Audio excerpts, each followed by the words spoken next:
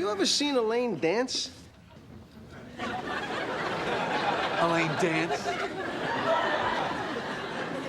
It's more like a full-body dry heave set to music. Did she do the little kicks and the thumbs? My biggest memory, well, of course, is Julia doing her dance, which was fun. I remember the first time we tried it out in rehearsal. I tried to look as spastic as possible while remaining confident in the face.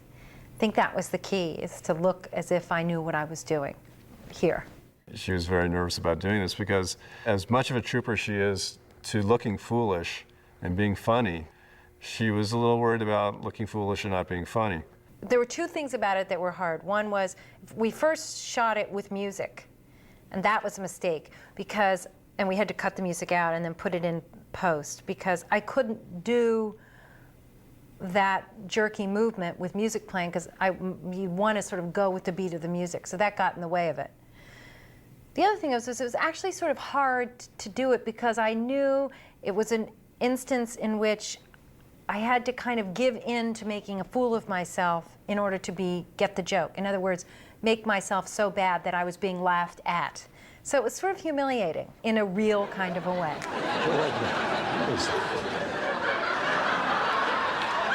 What? This mini thing. It's dancing. No, that ain't dancing, Sally. I dance fine. You stink. In my own life, people will come up to me and they'll say, "Oh, are you going to dance?" Like if we're at a party. "Tell me if you're going to dance. I got to see it." And I'm not that bad a dancer. I'm not. I'm not.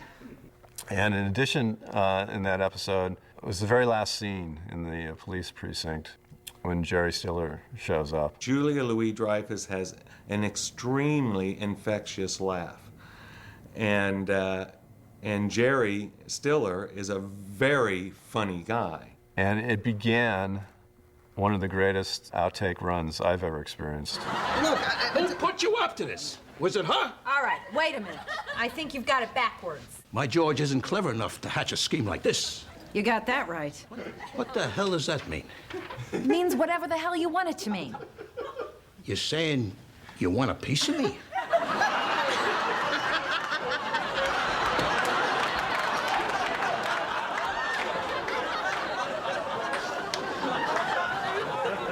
I remember trying to finish that scene with Jerry Stiller and getting anxious, which fueled my giddiness that we wouldn't be able to get it. She could not get a take out. I was afraid we were going to be there all night because she kept laughing. And the other thing about her laughing is everybody started laughing. My George isn't clever enough to hatch a scheme like this. You got that right. What the hell does that mean?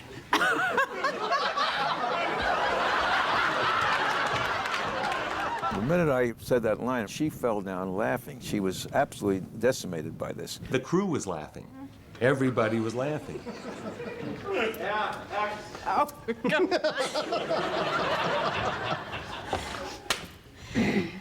And we would try it again, same result, same fierce reading. What the hell does that... Jerry Stiller had a unique effect on everyone. The way that he just threw himself into this part. It's like as if he was doing Stella. You know, this was his Brando moment. You saying you want a piece of me? say that one more time. You saying you want a piece of me?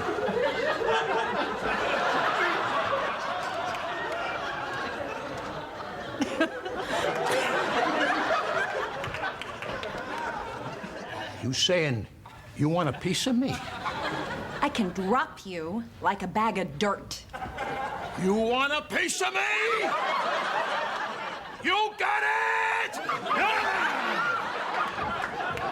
It was a killer. And I remember actually that Jerry used that. He had the Tonight Show to do a couple days later, and he took that blooper reel to show on the Tonight Show as an example of the professional quality of of the work that was being done on our set. There was a guy who was hiking in the California mountains who came upon this mountain lion who was about to attack him, and he screamed out the line because he had just seen the episode, and he screamed out at the mountain lion, "You want a piece of me?" and scared the mountain lion off. I saw it. I only know this because it comes up on Google if you type in Seinfeld, and I came across this obscure item that somebody's life was saved by that line. Now on the street, wherever I were, truck drivers would stick their head out.